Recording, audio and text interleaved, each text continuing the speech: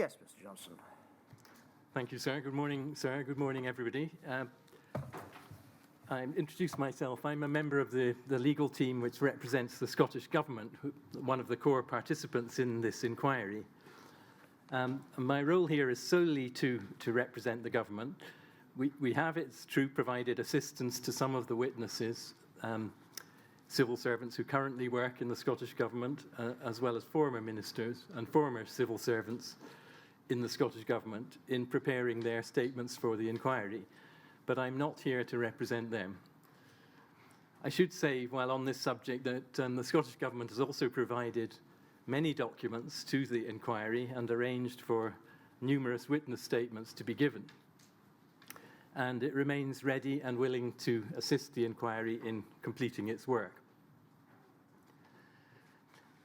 I'm going to be quite brief in these submissions. What I'd like to do before I come to add some points to the written submissions is to begin with an apology.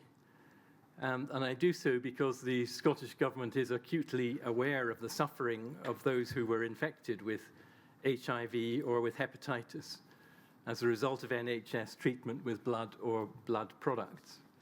And it profoundly regrets that anybody should have suffered in that way.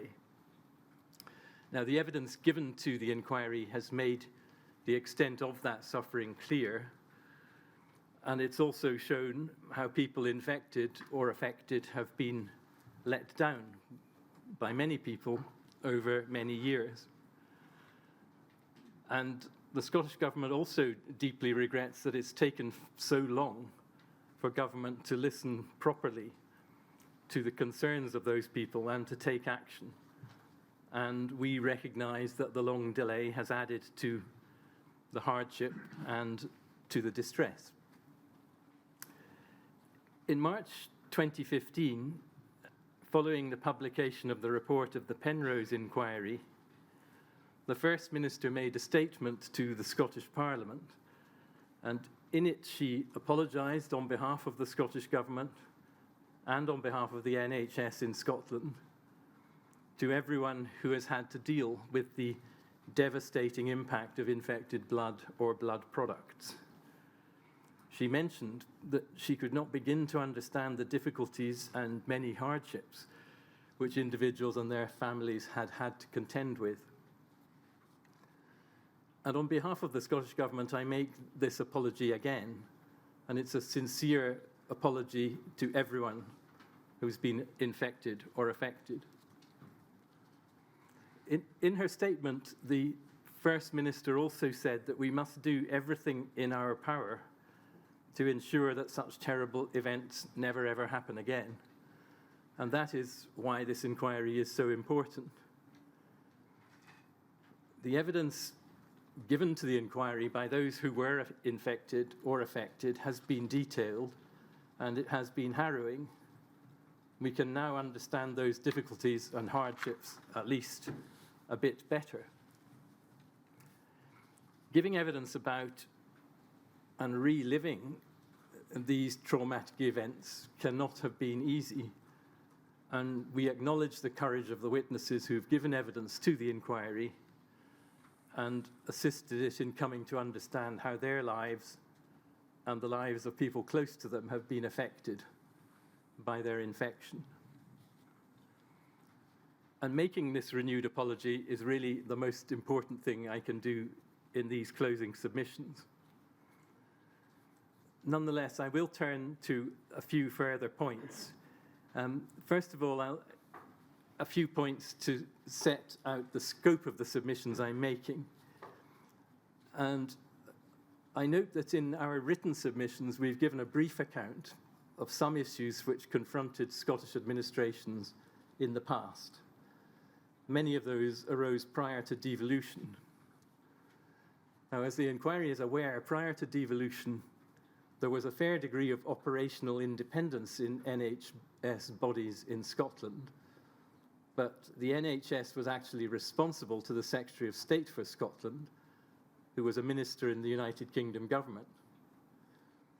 That has changed since devolution, and it's now responsible to the Scottish Government.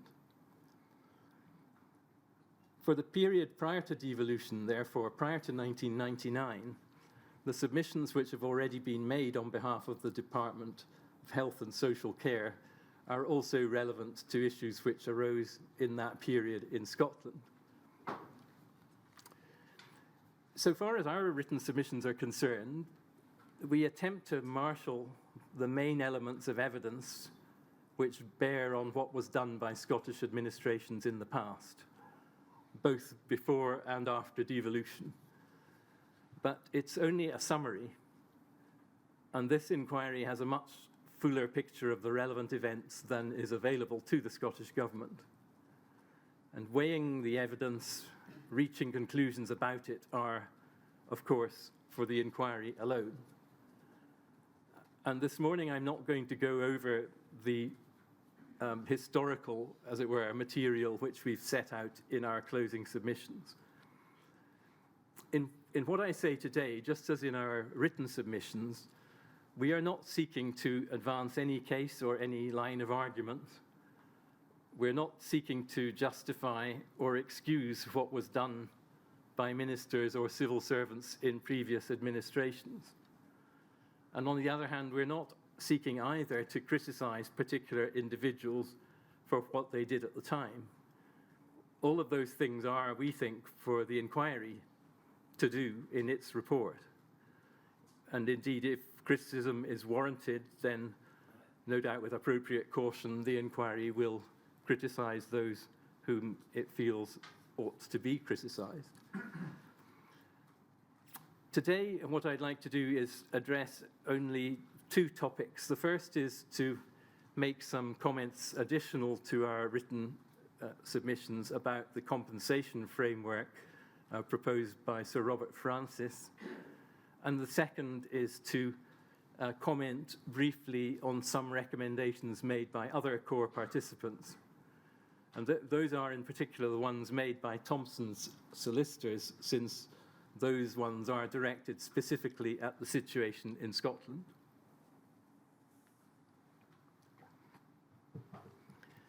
So turning then to the compensation framework,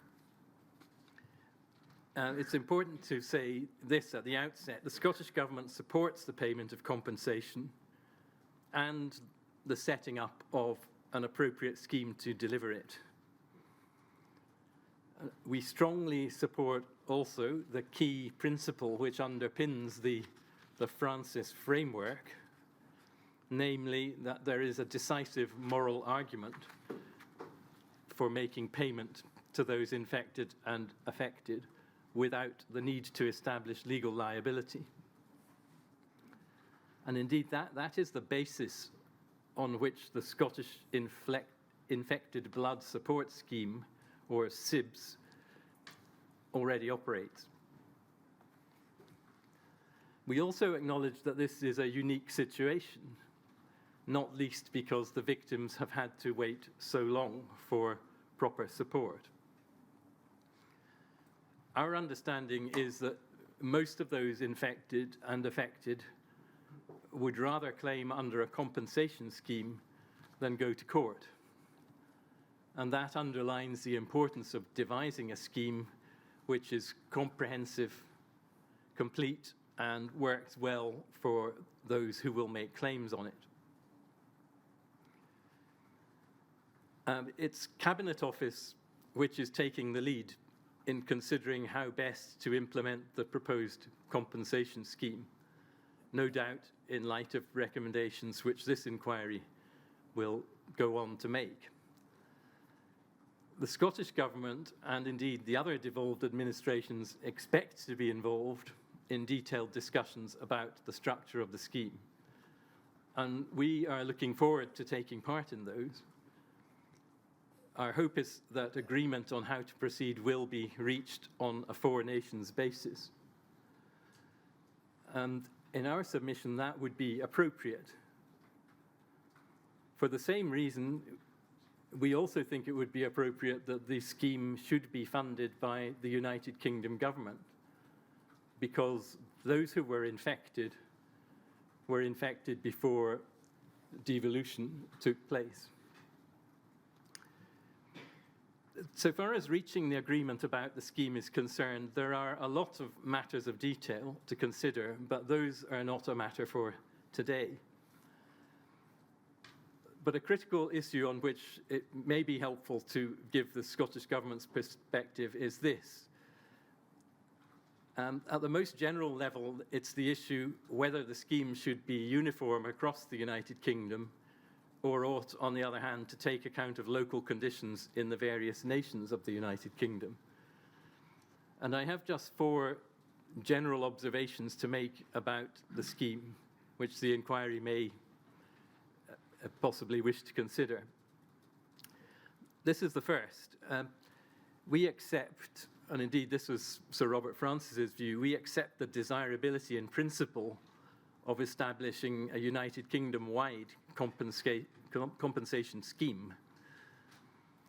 The notion underlying that is that the infected and affected community in each part of the United Kingdom should be treated in the same way. And we think that's a key aspect of fairness. Having said that, however,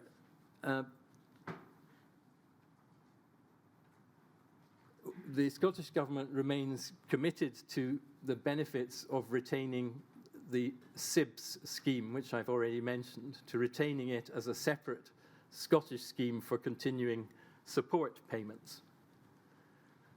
Now, that's consistent with the general position of parity of approach throughout the United Kingdom, but it would give flexibility to retain a separate Scottish approach where the members of SIBS would prefer that.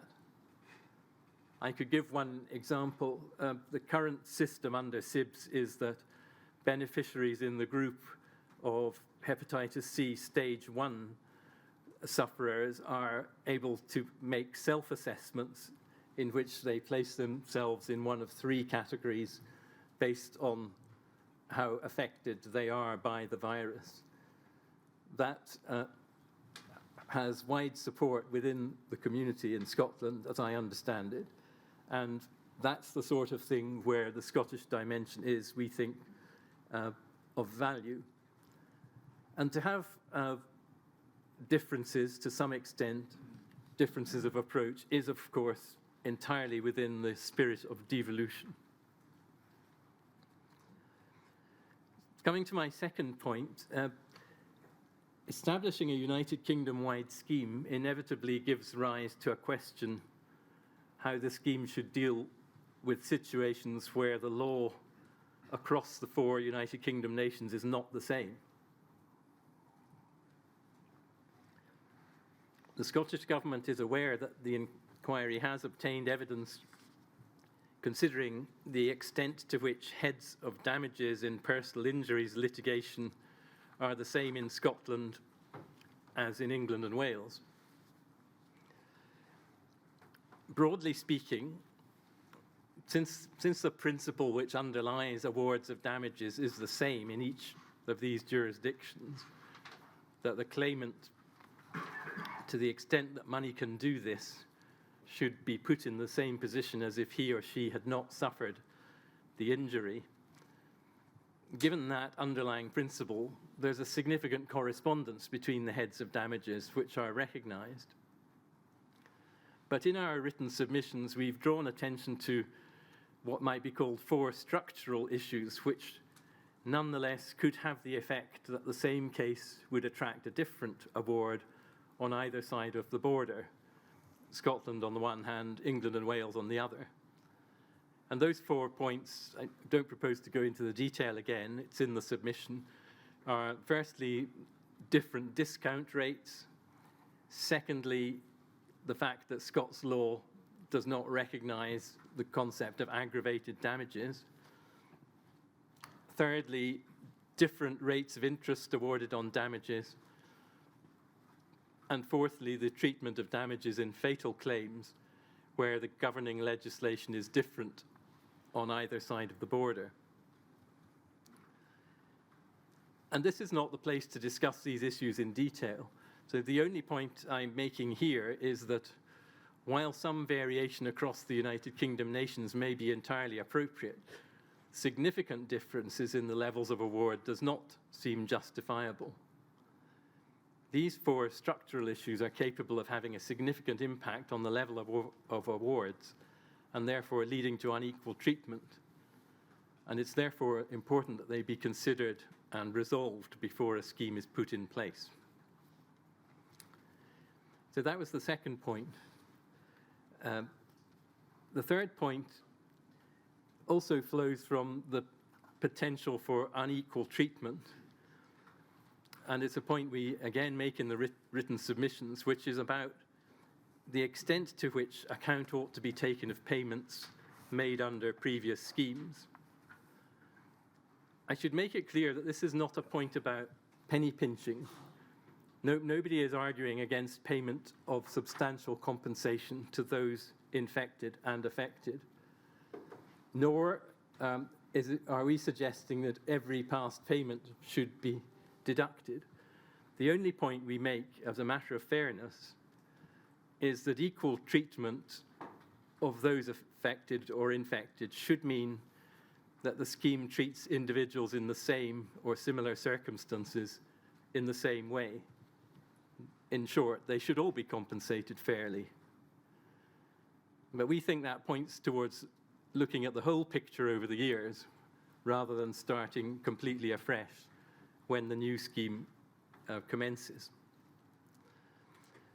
The fourth point I make is this. It relates to one of Thompson's recommendations, which is that awards which were made to settle litigation should not be taken into account under the new compensation framework.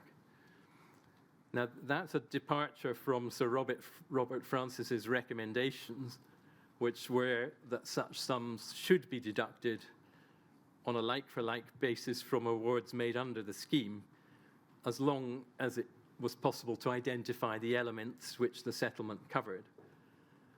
And he mentions that in his report, for example, in paragraphs 2.57 and 9.6. The Scottish Government agrees with Sir Robert Francis on this point because it reflects the general principle of restitution, which I've already mentioned. Now, those are the only points I'd like to draw attention to in relation to the compensation scheme.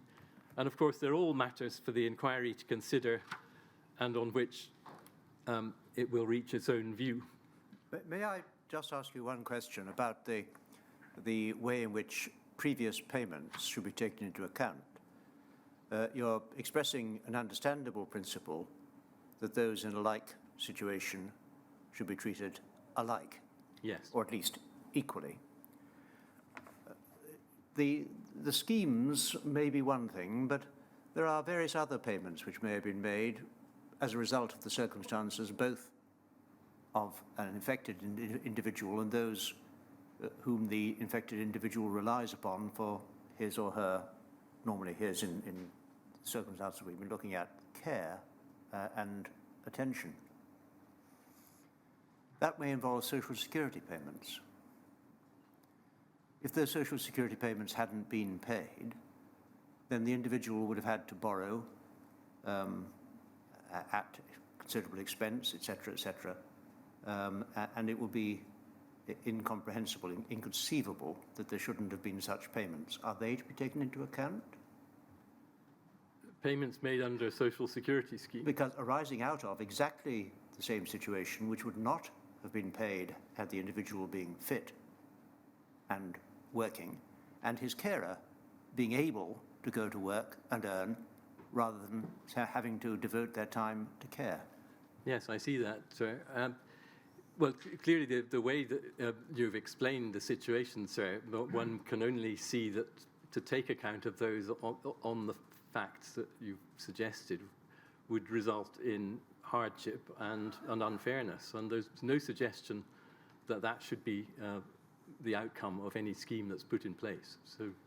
So then, taking it a stage further, might it be said that to a considerable extent, if not the entire extent, the payments made under the support schemes were made because of the very particular hardships and the very particular expenses the people suffering incurred at the time, such that their need for those was depressingly similar to the circumstances which might give rise to social security payments of a more limited nature.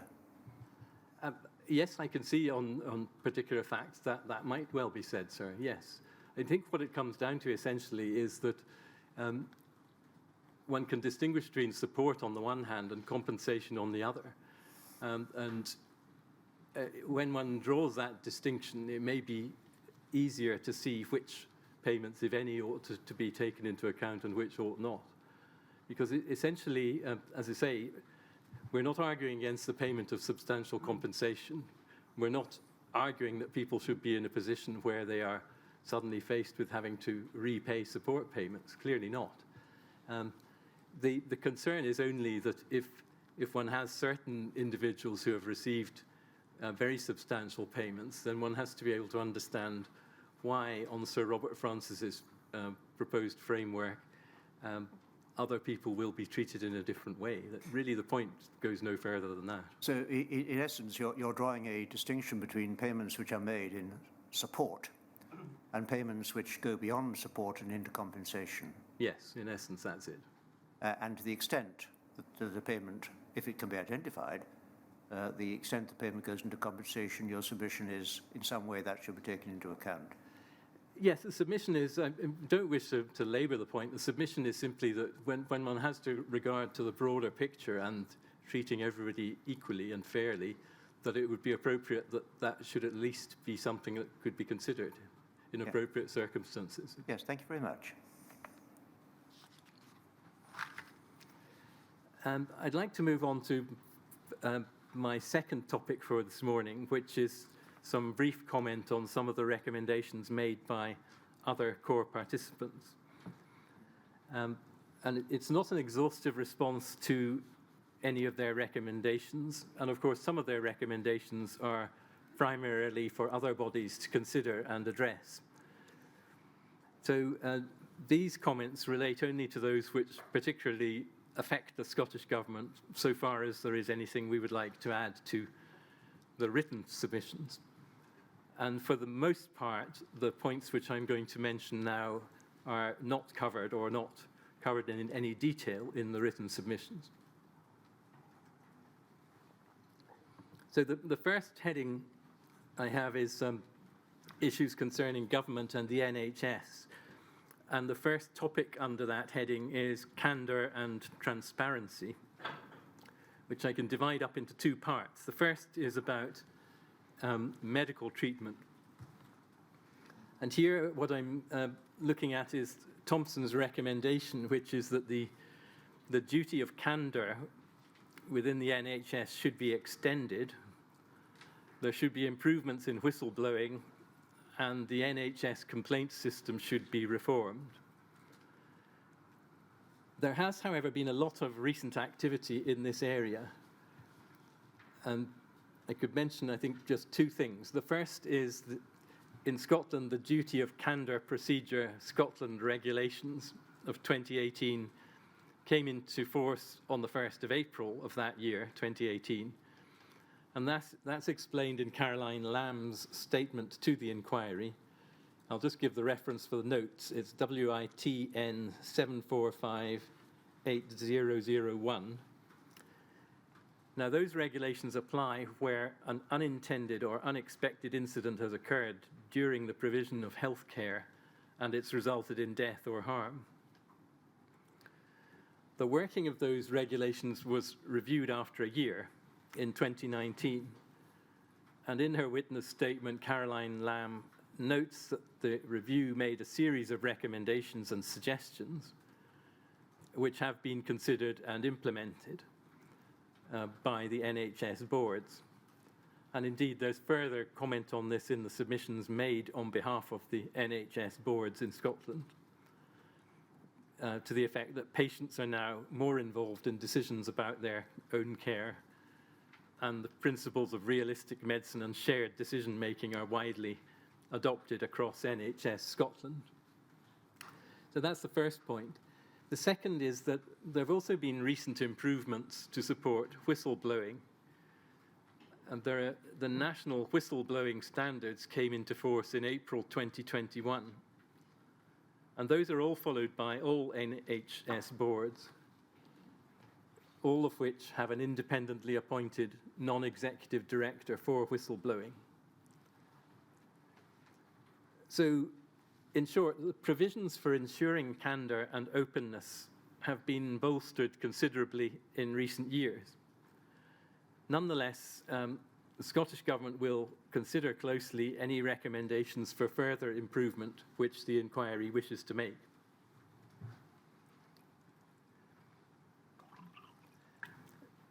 Turning from there to the same issue within government generally, Inquiry Council raised with senior civil servants whether there should be a statutory duty of candour. And that was discussed in the evidence session on the 14th of November 2022. Some core participants think that there should be. Leslie Fraser gave evidence about this in relation to the Scottish Government, and her counterparts in the other UK nations did so too. And all four witnesses explained that civil servants are already subject to the Civil Service Code. Leslie Fraser also explains in her statement, the reference is WITN 7351001. She explains the other safeguards and initiatives that are in place in order to maximise the quality and reliability of advice and decision-making. So our view in light of this evidence is that there is already a well-developed system which secures openness and candour in decision-making and policy development. And the up-to-date details are in the witness statements. And our submission is that what's important is that this system should work as effectively as possible, rather than there being a need for further legislation to make the duty a statutory one. But once again, of course, we will consider any recommendations which the inquiry makes. The only other topic under this heading of government is the question of government records. Of course, there's no dispute about the importance of ensuring that government records of significance are saved and retained. And now that records are stored electronically, issues experienced in the past with paper files going missing should not arise. The position in Scotland with regard to government records is similar to that in England, although the legislation is different. And very briefly, for the inquiry's information, I'll just note that Scottish public bodies are subject to the Public Records Scotland Act 2011. And under that Act, Scottish public authorities, which include the Scottish Government and the Scottish Parliament, are obliged to operate records management plans. Those set out the arrangements for managing the records they hold, or which contractors who carry out any of their functions hold, or indeed records which they create or those contractors create. Now, each of those records management plans has to be agreed by the Keeper of the Records of Scotland, who has the power to review whether authorities are complying with their plans, and if not, to issue action notices to them. Those notices are publicised, and they will be mentioned in the Keeper's annual report. So that's the current statutory regime. Our submission is that this statutory framework is adequate, it is comprehensive, and it's subject to independent scrutiny. And that being so, we do not think there is a need, as Thompson's suggest, for government papers to be held by an independent agency.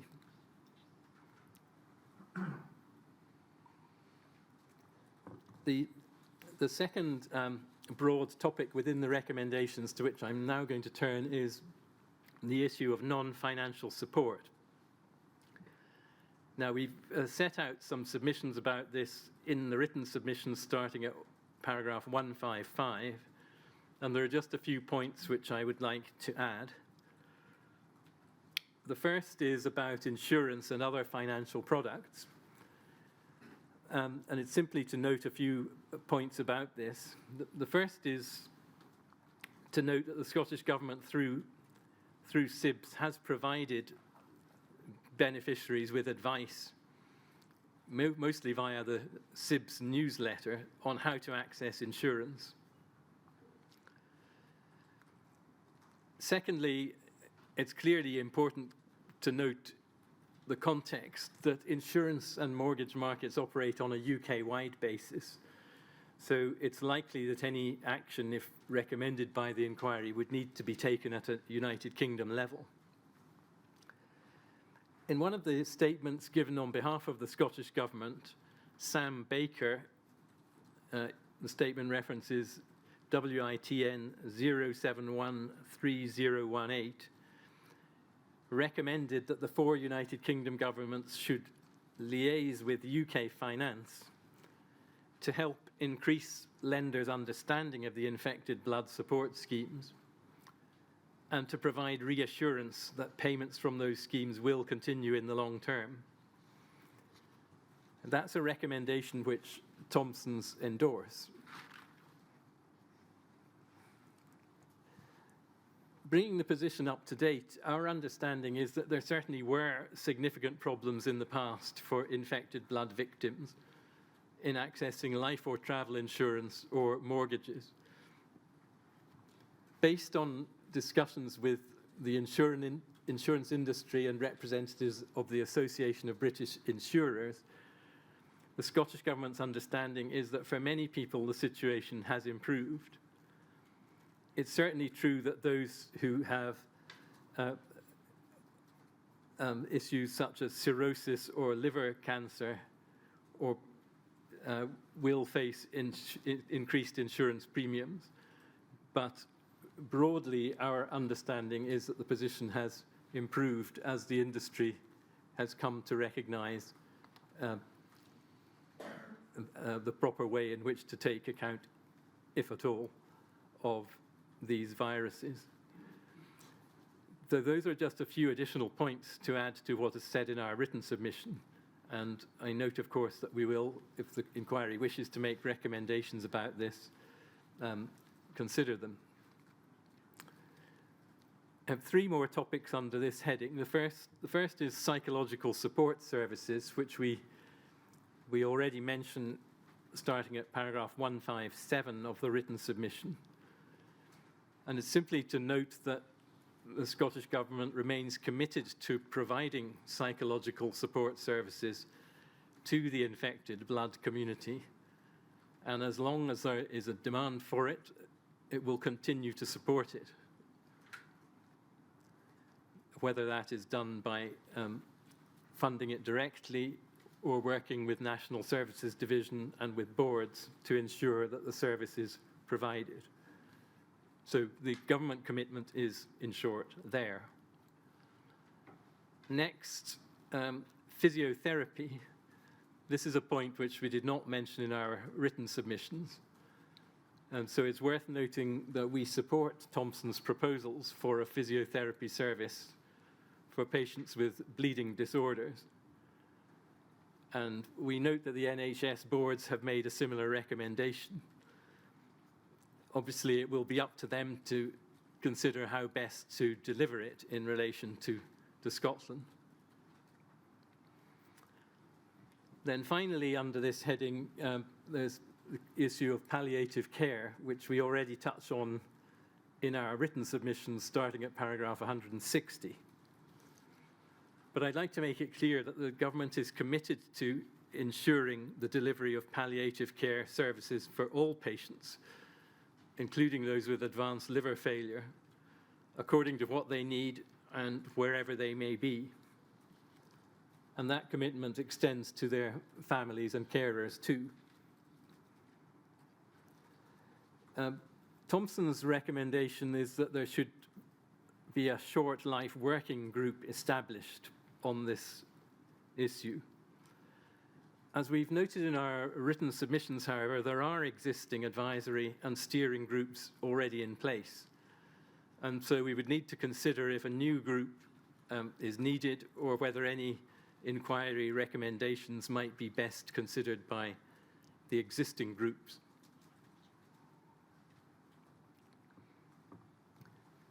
We note from the NHS board's submissions that they state that those with advanced liver disease and associated conditions are best cared for within the existing palliative care services. And they point out that giving local palliative care teams, either within the community or in hospitals, giving them easy and reliable access to expert advice from relevant specialists in relation to the particular and specialized needs of individual patients would ensure that all of these teams, these palliative care teams, can follow best advice.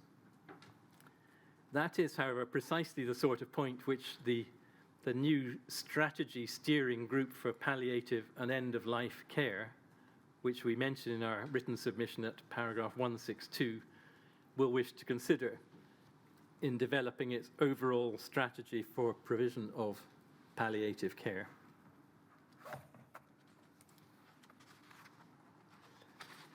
Now, I'm coming now to the third and last group of recommendations, which I can loosely describe as relating to future steps.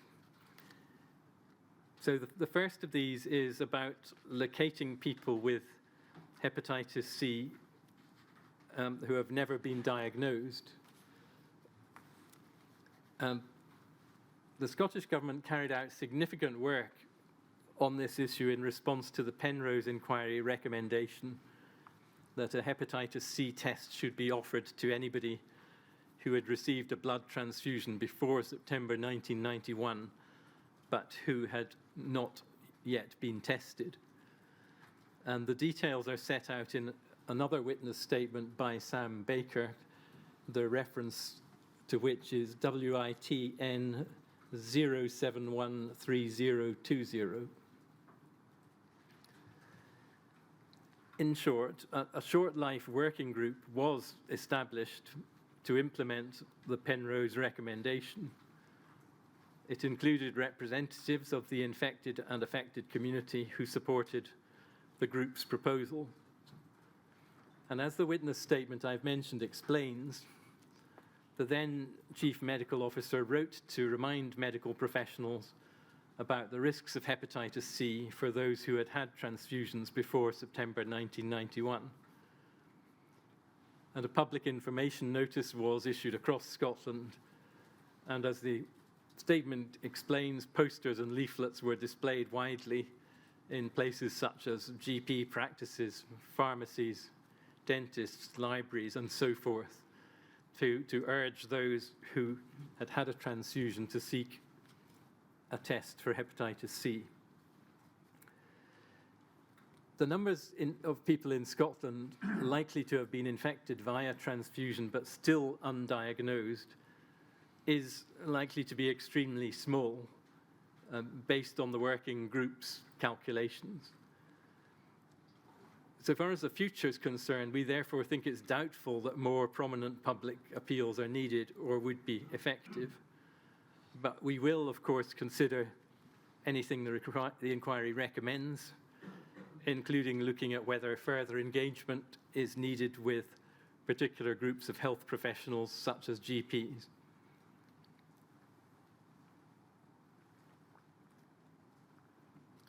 The second topic under this heading is the Patient Safety Commissioner, as to which we already make some submissions in the written submission at paragraph 187. So what I say here is by way of bringing those slightly up to date. The Scottish Parliament is currently considering the Patient Safety Commissioner for Scotland bill, and it is at stage 1 of the 3-stage parliamentary process. The lead committee on the bill is the Health, Social Care and Sport Committee. It issued a call for evidence which closed on the 14th of December 2022. And in response, it received 54 submissions, including one from Haemophilia Scotland. So the next step is for the committee to hear evidence and to produce its stage 1 report. And once that is done, the bill will go before the Parliament as a whole to consider its general principles. So that's the current state of play on the bill. And the bill, as introduced, allows the Commissioner to make recommendations for systemic improvement in the safety of healthcare. And under the bill, as introduced, the Commissioner would be able to consider issues relating to blood or plasma-derived medicines. And that accords with the proposal made by Thomson's in their own recommendations. The final point I wish to make is that Thomson's recommend that a task force should be established and that it be established to implement any recommendations which this inquiry makes. The Scottish Government is happy to consider doing that in relation to Scotland, and it's equally happy to participate in any United Kingdom-wide task force. Thomson's make a further proposal that the work of the task force should be scrutinised by the Scottish Parliament, namely by the committee I've just mentioned, the Health, Social Care and Sport Committee. So I should make it clear that the Scottish Government's position is that it would clearly be happy to keep that committee updated on the work of the task force. Obviously, the extent to which the committee wished to scrutinise it would be for the committee itself to decide. So, in short, there's willingness on the part of the government to participate here, but we will need to see the inquiry's recommendations before deciding how best and how most effectively they should be taken forward.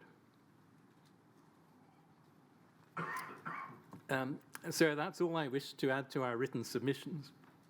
And all I want to do in concluding is to reiterate the apology with which I began, and to say that the Scottish Government looks forward to the inquiry's report, its findings and its recommendations, on which it will reflect with great care.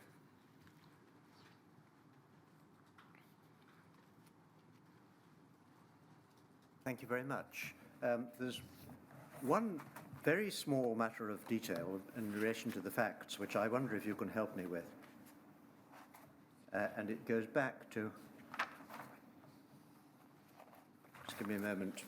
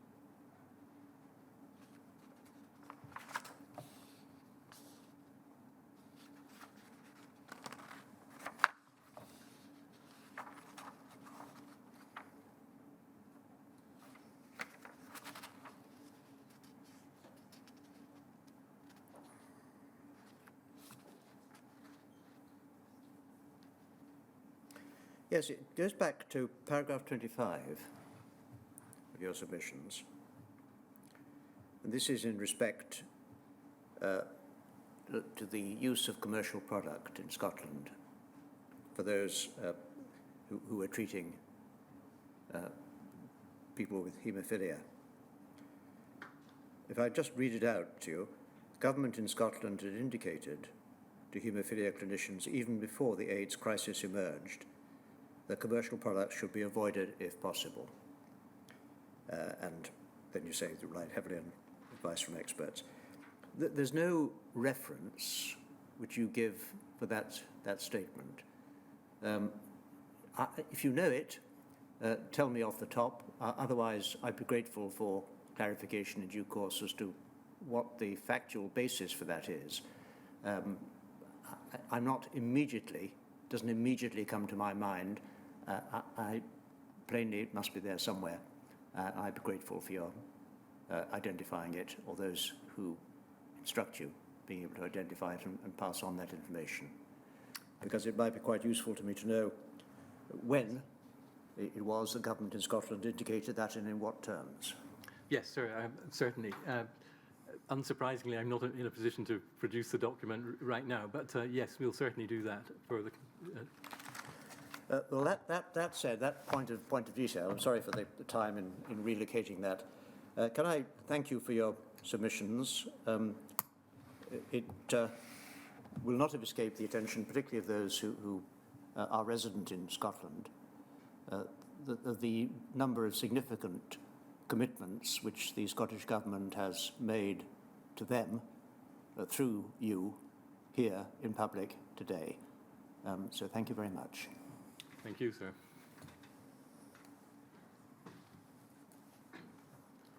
So if we can take a longer than normal break and then resume at the scheduled time of 12 o'clock for the closing statement by Nicola Leahy.